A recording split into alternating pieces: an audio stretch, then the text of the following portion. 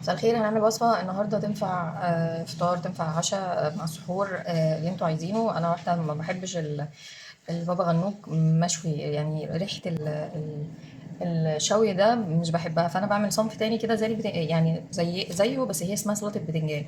سلطة البتنجان دي هي بتنجان مقلي. يعني حاولي ان انت ما تعمليهوش رفيع قوي، وحطي عليه ملح وسيبيه شويه لغايه ما ينزل الميه بتاعته عشان ما يشربش زيت كتير.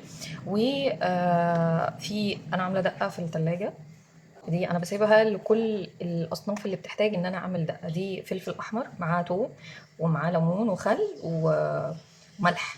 هما دول المكونات بتاعتها، وبتفضل في التلاجة في البولة لأنها محكمة وما بتطلعش ريحة أصلا. فأنا بستخدمها البتنجان مخلل، بعملها مع السلطة بتبقى حلوة جدا. وكمان طحينة. هنهرس، لازم نهرس البتنجان بالهراسه دي. انا عايزه اقول لكم ان دي يمكن من اخطر الاختراعات اللي ريحتني انا شخصيا، لان مسكه الشوكه وان انا اهرس بيها دي حاجه منهكه جدا ومتعبه. بعد ما بخلص خلاص صوابعي ما بتبقاش بتبقى تعباني جدا. بعمل بيها الفول، بعمل بيها البطاطس، بعمل بيها البتنجان، ده بيبقى حلو جدا. فانا هبدا اهرس اهي.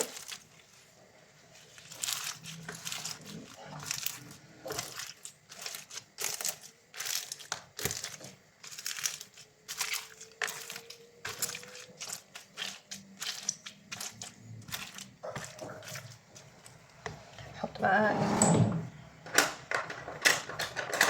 الدقه على حسب ما انت عايزه. اولا انا ببقى محدقاها التحديق اللي انا ببقى عايزاه، وحاطه طبعا الليمون والخل زي ما قلت لكم، ده اساس معاه.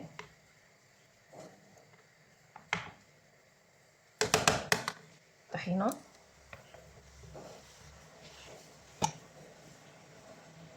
عايزه اقول لكم دي بقى تحطيها مع بطاطس، تحطيها مع طعميه، تحطيها مع اي وصفه انت او اي حاجه انت بتحبيها، مثلا النواشف.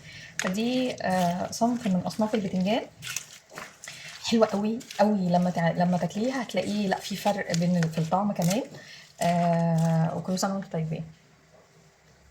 عايزه اقول لكم كمان ان انا بعد ما بخلص هرسو كل حاجه، انا بسيبها في البوله او الطبق ده بتاع التقديم.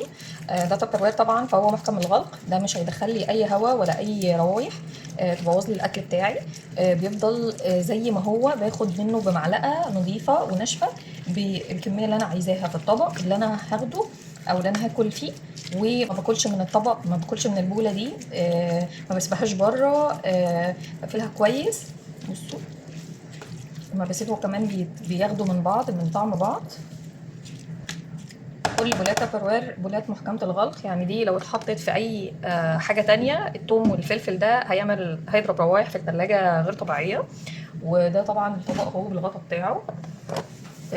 كل البولات بقى بكل احجامها وكل اشكالها تقدري تستخدميها في كل حاجه. عايزه اقول لكم انا كنت عايزه احطها في البوله ال2 لتر، بس للاسف حاطه فيها رز محشي بقاله من اول رمضان. كل سنه وانتم طيبين.